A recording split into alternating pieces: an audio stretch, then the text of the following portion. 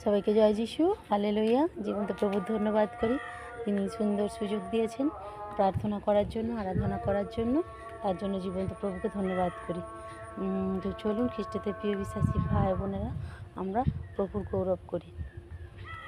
মহিমা মহিমা তোমারি মহিমা, মহিমা মহিমা তোমারি মহিমা। ও প্রভু গো, তুমি আমায় ভালোবেসেছ। ও প্রভু গো, তুমি আমায় ভালোবেসেছ।